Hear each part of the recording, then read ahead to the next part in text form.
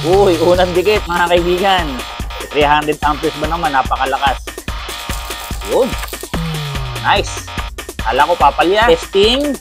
Walang halong daya. Nag-i-spark kahit hindi ako marunong mag-welding. Kayo ba mga kaibigan ay mahilig mag-DIY? Gusto nyo bang mag-welding? Eto, meron tayo ditong welding machine mga kaibigan. Sobrang liit lang. Bagay na bagay sa mga mahilig mag-DIY. Dahil nga napaka-portable po nito, maliit lang. Pero malakas, grabe. Yung mga naka-order na nito ay talagang tuwang-tuwa sila at gustong-gusto nila. Isang dangkal po lang yung haba at yung taas naman, wala pang isang dangkal. Yung connection niya, diroskas. Hindi yung easy connect na madaling matanggal at saka minsan talaga nag-i-spark din yun. Unlike dito, kapag intact, talagang yung pinaka-grip niya or yung pinaka-connections niya mga kaibigan, walang kawala. Sa package, kasama na yung ground clamp, pati rin yung welding rod holder. At meron na rin siyempre yung cable. Saksak natin sa 220 volts. Actually, ito po pwedeng isaksak directly sa inyong mga 220 outlet. At ito nga gamit ko mga kaibigan, yung extension lang. Nandirito sa likod yung power switch. Yan, turn on natin. Pag na-turn on na, yan yung itsura niya mga kaibigan. So, from 30 amperes up to 300 amperes. Yung display niya mga kaibigan is digital na nga. Meron din mga ilaw dito para makita natin kung may error. Dito naman sa likod, di ko pa nabanggit, nandito may blower dito para mapanatili natin na malamig yung ating machine. Sa halagang 4,200 pesos, free shipping na tayo mga kaibigan na cash on delivery din through LBC. Meron na rin kasamang face shield na merong dark glass. Meron na rin tayong steel brush na merong pang chipping dito sa likod at meron na rin tayo ditong kasamang shoulder strap. Dahil sa sobrang liit nga ng welding machine natin, pwede nyong bitbitin kahit saan. At dahil nga sa ganda ng Fujima Japan Inverter Welding Machine, napakadami nating mga pa-orders mga kaibigan. Meron tayo ditong 19 units na ipapadala natin sa iba't ibang dako ng Pilipinas. So siyempre iti-testing natin yan isa-isa para hindi tayo makapagpadala ng mga defective sa ating customers. So samahan nyo ako, testingin natin isa-isa mga kaibigan. Buena mano natin, shout out kay Ma'am Princess Lianyo Raton from Isabela. Ito yung welding machine nyo po, nilagay ko sa 100 amperes. Testingin natin kung mag-i-spark ka agad. Uy, nag-i-spark ka agad mga kaibigan, no? Ang lupit, napakaliit lang yan mga kaibigan, pero napakagandang pang-welding. Ayan o, sarap gamitin yan. Okay, maraming salamat po Ma'am Princess. Ayos na ayos tong welding machine mo. Sunod natin, shoutout sa iyo Sir Ramiel Platige from Iloilo City. Ito po yung welding machine mo. Nilagay ko sa 75 amperes. Tingnan natin kung magiging maganda yung pag-spark. Yun. Unang dampi pa lang, spark ka agad mga kaibigan. Ano? Yung una natin, ginawa natin 100 amperes. Ito is 75 amperes. Okay, okay na okay po. Maraming salamat po sa pag-avail. Shoutout kay Jennifer Tima from Ortes Bohol. Ito po yung welding machine mo ma'am. Nilagay natin sa 300 amperes. Tingnan natin kung maganda yung pag-spark. Uy, unang dikit mga kaibigan. 300 amperes ba naman, napakalakas. Okay, perfect po ito mga kaibigan ha. Napakaganda ng welding machine natin. Perfect na perfect. Shoutout sa iyo Ma'am Janice Isteria from Pulumulok, South Cotabato, Mindanao. Ito yung welding machine mo. Nilagay ko sa 80 amperes. Tingnan natin kung maganda yung pagputok. Ayun, ang ganda oh. Pagputok, pag-spark. Ayan, napakaganda mga kaibigan. Perfect na perfect. Napakagandang pang DIY na welding machine. Shoutout po sa inyo, Sir Ronald Comprada from Negros Oriental. Ito yung welding machine mo. Nilagay natin sa 90 amperes. Tingnan natin kung maganda yung spark. Yun, no? Unang dampi. Putok. Spark ka agad, mga kaibigan. Okay, perfect po ito. Maraming salamat po sa pag-avail. Shoutout sa iyo, Marites Nuyad Alingasa from Negros Occidental. Ito yung welding machine mo. Nilagay natin sa 131 amperes. Tingnan natin kung maganda yung spark. Okay. Yun, nice. Akala ko papalya. Isa pa. Ayun. Okay, marumi lang yung bakal mga kaibigan ha. Pero ayan, ganda ng pagkaka-spark. Malupit. Okay, perfect po. Gumagana. Walang defect. Maraming salamat po. Shoutout sa iyo, Ma'am Raquel Loro from Cebu. Ayan, nilagay ko po sa 97 amperes. Tingnan natin kung maganda yung pag-spark. Yun.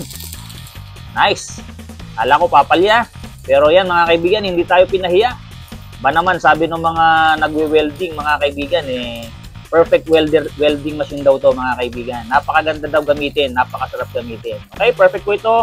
Maraming salamat sa pag-avail. Shoutout po kay Nick Res Jalimas from Cebu City ulit. Ito yung welding machine mo mga kaibigan. Nilagay ko po sa 89 or 86 amperes. Tingnan natin kung maganda yung pag-spark. Yun. Napakalupit. Perfect na perfect mga kaibigan. Okay, maraming salamat po sa pag-avail, sir. Gagamitin mo na lang pagdating sa inyo. Shoutout po sa inyo, Ma'am Evelyn Isip Kunanan, care of Tolits Kunanan from Florida Blanca. Ito, nilagay ko po sa 78 amperes. Tingnan natin kung maganda yung spark nito. Yan ha, mga kaibigan. Actual po na pinapakita ko sa inyo. Ayan, napaka-perfect. Testing. Walang halong daya. Nag-i-spark kahit hindi ako marunong mag-welding. Ito, napakalupit. Maraming salamat po sa pag-avail. Shout out kay Sir Jamil Macallen Yusuf, care of Ma'am Nora Yusuf from North Cotabato. Ito, nilagay ko po yung welding machine nyo po sa 84 amperes. Tingnan natin kung magandang mag-spark. Yun. Unang dampe. Talagang nag-i-spark kaagad mga kaibigan. Ganyan kaganda ang Fujima Japan welding machine natin na 300 amps. Maraming salamat po sa inyong dalawa. Shoutout po sa inyo, Ma'am Josie Kahe, care of Alan Kahe from Zambales. Ito yung welding machine nyo po. Nilagay ko sa 154 amperes. Tingnan natin kung magiging maganda yung slap. Oops, mislap yung kanyang ground. Pero dito, kumislap din mga kaibigan. Okay, napaka-perfect mga kaibigan. Yung gamit pala natin na welding rod is 2.5 mm mga kaibigan na E613. Okay, perfect po ito. Maraming salamat po. Shoutout po sa inyo, Ma'am Annalisa Villavisa from Dasmariñas, Cavite. Ito yung welding machine mo. Nilagay ko po sa 124 amperes. Tingnan natin kung maganda yung pag-spark. Okay. Okay, gumagana po, Ma'am Annalisa ha. Yung welding machine mo, pagdating sa inyo, gagamitin nyo na lang po. Okay, perfect po ito. Maraming salamat po sa pag-avail. Shoutout po kay Nestor Guillermo from Sampaloc, Manila. Ito po yung welding machine nyo po. Nilagay ko sa 122 amperes. And ito, meron tayong welding rod na 2.5 mm na E613. Okay, oh. Napakaganda, di ba? At ang maganda rito mga kaibigan, pag dito kayo umorder, lahat yan tinitesting natin para wala tayong defective units na maipadala. Maraming salamat po. Shoutout po sa inyo, Sir Gilbert Valdez from Rojas, Isabela. Ito po, nilagay ko sa 70 amperes. Tingnan natin kung maganda yung spark nyo. Okay, ang dampi pa lang, no? Nag-i-spark na siya. So, okay na okay ito mga kaibigan, no? Ang ganda. Maraming salamat po sa pag-avail. Mike Ladyong from Tabuk City, Kalinga. Ito po, nilagay ko sa 104 amperes. Tingnan natin kung maganda yung spark. Nag-i-spark din doon sa ground, mga kaibigan, ano? Ayan. So, ito po, napakaganda ng pag-spark ng inyong welding machine, mga kaibigan. Order na kayo. 4,200 lang, free shipping, cash on delivery kahit sa ang dako ng Pilipinas. Maraming salamat po, Sir Mike. Shoutout kay Princess Jane Nanit from Iloilo. Ito yung welding machine mo. Nilagay ko po sa 98 amperes. Tingnan natin kung maganda yung spark. Okay. Good. Hindi siya masyadong tumidikit pagka hindi maganda yung pagkakadikit, mga kaibigan. Dahil meron siyang anti-stick. Okay. Maraming salamat po. Ito, perfect po yung welding machine niyo. Sir Ronald Garcia from Caloocan City. Nilagay ko po sa 73 amperes. Ayan.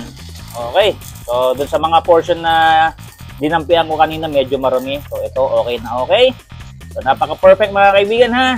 Jimmy Andrada, care of Miriam Andrada from La Union. Ito yung welding machine nyo po. Nilagay ko sa 77 amperes. Tingnan natin kung maganda yung spark dito. Ayun, oh. Unang dampi, ano? Madalang lang yung medyo na dadampian ko maruruming part ng bakal, mga kaibigan. Pero ito, napakaganda, oh. Aw, lupit. Maraming salamat po sa pag-avail. Sir Anggeto Cesar from Navaliches, Quezon City. Ito, nilagay ko po sa 83 amperes. Tingnan natin kung magandang magiging spark. Okay. Wow. Sa 83 amperes, walang problema. Kahit mataas, kahit mababa yung amperahe. Depende kasi yan talaga sa inyong weldingin, mga kaibigan. Sa kapal ng bakal, syempre. At saka syempre sa kapal din ng welding rod. So, maraming salamat po sa pag-avail. So, kung wala pa kayong pangregalo ngayong December sa inyong mga mahal sa buhay, napaka-perfect pang regalo nito, mga kaibigan. Ano? Sulit na sulit kayo rito. 4,200 lang, free shipping, cash on delivery kahit sa ang dako ng Pilipinas. So, na-testing na natin yan. Ready na silang ipa-ship out, mga kaibigan. Wala tayong magiging problema dyan. So kung gusto nyo pong makapanood pa ng ganitong mga testing, huwag nyo kakalimutang mag-follow dito sa ating Facebook page. Kung dito kayo nanonood at mag-subscribe sa ating YouTube channel kung dito rin kayo nanonood. So hanggang sa muli mga kaibigan, see you on my next testing.